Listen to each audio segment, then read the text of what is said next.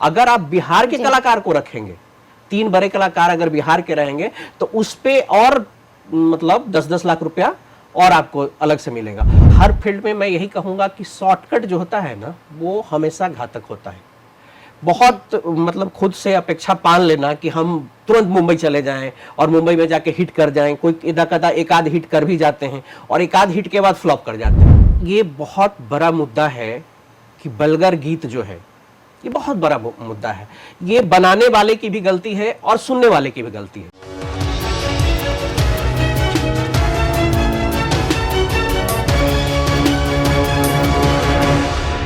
आदाब, नमस्कार। आप देख रहे हैं मंथन टुडे। मैं हूं आपके साथ अंशु गोस्वामी।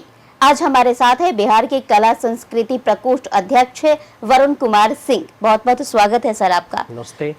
वरुण कुमार जी, जिस तरीके से कहा जाता है कि बिहार की कला और संस्कृति हर ओर अपने संगम की वो छटा बिखेरती रहती है, क्या बिहार के कलाकार जिस स्थान पे पहुंचना चाहते हैं वो है, या फिर अभी भी बहुत संघर्ष कर रहे हैं, उन्हें उस मुकाम तक पहुंचना बाकी है?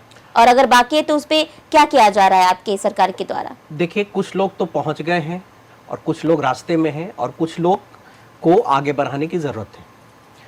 कुछ लोग में बड़े कलाकार आप देख लीजिए कि जहां भी ढूंढेंगे वहां बड़े कलाकार, मनोज बाजपेयी जी हो गए, मनोज तिवारी जी हो गए, ऐसे बहुत सारे कलाकार। गायकी में माँ शारदा जी तो भी पिछले दिन नहीं रही, उनकी गायकी कहिए, मैथिली ठाकुर की गायकी कहिए, सब अलग अलग क्षेत्र में, या हमारा मधुबनी पेंटिंग है, यहाँ से विदेशों में भी उसका मांग है। बहुत सारी ऐसी चीज है जिसपे हम आगे बढ़ चुके हैं। और कहीं भी आप देखिएगा, कोई फिल्म कहीं भी किसी भी इंडस्ट्री में अगर आप खोजने की कोशिश कीजिएगा तो उसमें लगभग 25 से 30% जो लोग रहेंगे कला से जुड़े हुए, या पर्दे के आगे भी और पर्दे के पीछे भी काम करने वाले, वो आपके बिहार के मिलेंगे। तो आगे जो बढ़ रहे हैं, बढ़ गए हैं, कुछ लोग रास्ते में है और कुछ लोग को बढ़ाने की जरूरत है। और बढ़ाने की जिनको जरूरत है, वहीं से कला संस्कृति और हम लोगों का काम शुरू होता है। जी, 4 बार लगातार आप कला संस्कृति प्रकोष्ठ से जुड़े हुए हैं, ये बड़ी बात है। लेकिन आप भी एक थिएटर आर्टिस्ट रहे हैं, जो अभी भी छोटे आर्टिस्ट हैं, उन्हें काफ़ी संघर्षों का सामना करना पड़ रहा है। उनके लिए क्या उस लेवल का कुछ हो रहा है? जो बड़े बड़े नाम है वो तो अपने एक ब्रांड को भी वो बनाने में कामयाब रहे, लेकिन फिर भी जिस तरीके से अगर बिहार के कलाकारों की बात करें, काफ़ी उन्हें संघर्षों का सामना करना पड़ रहा है। क्या यहाँ पर जो बिहार में अगर बात करें, भोजपुरी फिल्म इंडस्ट्री जो काफ़ी पिछड़ चुकी है, उसको लेकर क्या किया जा रहा है? सबसे बड़ी बात है कि आपने कहा चौथी बार, तो इसके लिए मैं अपनी पार्टी के सभी शीर्ष नेताओं को धन्यवाद देना चाहूँगा। मुझे लगता है कि देश भर में पहला ही व्यक्ति मैं हूँगा कि लगातार एक पद पे मैं 4 बार से हूँ। इसके लिए पार्टी के और सभी लोगों का दुआ है। और सबसे बड़ी बात है, आपने कहा कि क्या कर रहा है पार्टी। आपने फिल्म की बात की, हमारे बिहार के फिल्म, तो बिहार के फिल्म की नीति के लिए मैं आपको बताऊँ कि हम लोगों ने लगातार संघर्ष किया और सब जगह फिल्म नीति बन रहा था। यूपी में था, आपके ये दिल्ली में शुरू हो गया था, ऐसे कई स्टेट में शुरू हो गया। तो हम लोग लगभग, मुझे याद है कि 12 साल पहले मैंने ये मांग किया था कि फिल्म नीति अपनी होनी चाहिए और उसके लगातार तत्पर थे। और बड़ी बात है, जब इस बार फिर से जो सरकार बनी, जिसमें डिप्टी सीएम विजय सिन्हा जी हुए, आपके इसीलिए मेरा सवाल था कि सहयोगी दल की जो आपकी पार्टी एनडीए, तो जदयू के समर्थन और फिर बीजेपी दोनों मिलकर एक सरकार अगर बनाए, तो फिर जो उम्मीदें हैं बिहार के कलाकार कि वो भोजपुरी इंडस्ट्री को वो एक सम्माननीय इंडस्ट्री बना सके, सब उसे सम्मान की नजर से देखें, इसको लेकर क्या किया जा रहा है? सबसे बड़ी बात है कि हम लोग का जो है ना, मतलब गठबंधन जिसको हम लोग का है, वो स्वाभाविक गठबंधन है।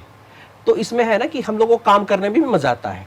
और अच्छे चीज जो आप कह रही हैं कि आप फिल्म नीति में, फिल्म नीति पास जो हुआ, फिल्म नीति पास हुआ तो हमारे पदाधिकारी लोग लगे, हम लोगों ने इसको आगे बढ़ाया। फिर जो हमारे डिप्टी सीएम बने, उन्होंने उसको पूरे प्रोजेक्ट के मदद किया और लगातार मजबूती के साथ उसके पीछे लगे।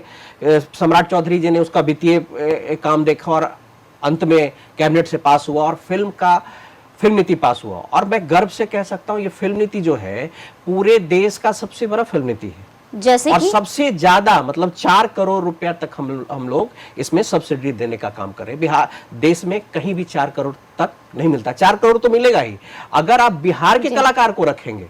3 बड़े कलाकार अगर बिहार के रहेंगे तो उस पे और मतलब 10-10 लाख रुपया और आपको अलग से मिलेगा। और ये फिल्म के लिए ही नहीं, आप अगर स्टूडियो खोलते हैं, आप अगर कहीं पढ़ाई के लिए कोई या बिहार का बच्चा जाता है वो उसके लिए है, फिर आप सीरियल बनाते हैं, अभी जैसे नेटफ्लिक्स ये सब पर भी लोग बना रहे हैं, उसके लिए भी, छोटे वीडियो के लिए भी, ये सब के लिए अनुदान है और सब के लिए पैसा देगा। ये अपने आप में बहुत अच्छी बात है। जो अभी भी जो छोटे तबके से आते हैं कलाकार, और अगर उनमें प्रतिभा है, वो चाहते हैं कि वो अभिनेता बने, रंगमंच से जुड़े, वो अपने पहचान को सफल बनाए, उनके लिए क्या किया जा रहा है? अभी कुछ ही दिन पहले आप अखबार में भी देखी होंगी, गुरु शिष्य परंपरा जी। जो पौराणिक चीज है, जो गुरु शिष्य परंपरा जो कहीं ना कहीं विलुप्त होता जा रहा था, वो हम लोगों ने इसको पास करवाया है।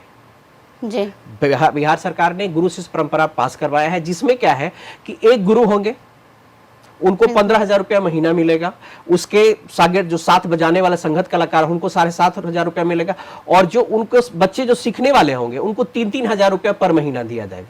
तो जो छोटे तबके के, आप जिसको कह रहे हैं कि कुछ गरीब बच्चे जो सीखने के लिए करेंगे, तो उनमें माने जिज्ञासा भी बढ़ेगी, और वैसे कलाकारों का चुनाव हो रहा है और चुन के वो सिखाया जा रहा है वैसे लोगों को। जी, ये तो रही वो सारे पॉजिटिव बातें, लेकिन अगर एक और कहते हैं ना, हर सिक्के के दो पहलू होते हैं, लेकिन ऐसे भी हैं कि बिहार के कलाकार को प्रताड़ित किया जा रहा है, बहुत ज्यादा वो सदमे में आ जाते हैं, वो उस लेवल तक नहीं पहुंच पाते हैं और उनका हरासमेंट किया जाता है। तो अगर इसीलिए उनके लिए क्या किया जा रहा है, क्या कोई सहयोग क्या मिल रहा है? अगर ये सारी चीजें हैं तो फिर ऐसा क्यों है, क्यों वो सब इस तरीके से जूझ रहे हैं, एक अपने आप में मानसिक लड़ाई कर रहे हैं, और इस तरीके से देखने को मिल रहा है कि वो सब अभी कितने पीछे हैं, ये कहने की बात नहीं है। जहां तक आप हरासमेंट की बात करती हैं, ये हर फील्ड में है, और हर फील्ड में मैं यही कहूंगा कि शॉर्टकट जो होता है ना, वो हमेशा घातक होता है। बहुत मतलब खुद से अपेक्षा पाल लेना कि हम तुरंत मुंबई चले जाएं और मुंबई में जाके हिट कर जाएं, कोई इदा कदा एक आध हिट कर भी जाते हैं और एक आध हिट के बाद फ्लॉप कर जाते हैं।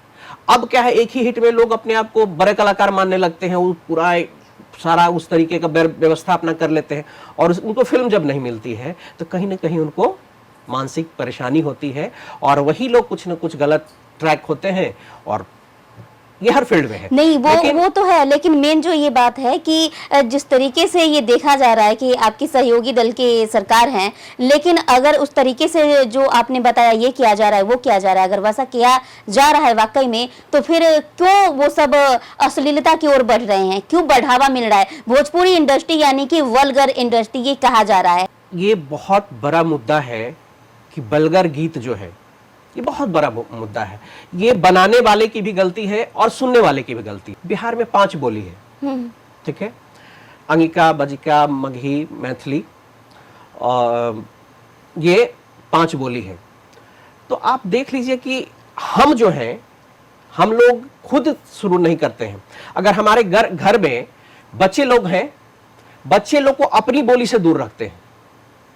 जब बात कुछ बोलना रहता है, तो अब अपनी बोली, जो हमारी बोली है, हमारी माँ की बोली है, अपनी माँ की बोली से अगर हम प्यार नहीं करेंगे, अपने बच्चे को नहीं सिखाएंगे, तो कौन सिखाएगा? हमारी बोली से कोई दूसरा प्यार नहीं करेगा। अब यहीं से बात उठता है कि हम जैसे ही कहते हैं तो तुरंत चैनल चेंज हो जाता है। जैसे भोजपुरी गाना चलते रहता है घर में, लोग माँ बाप चेंज कर देंगे, तुरंत चेंज कर देंगे।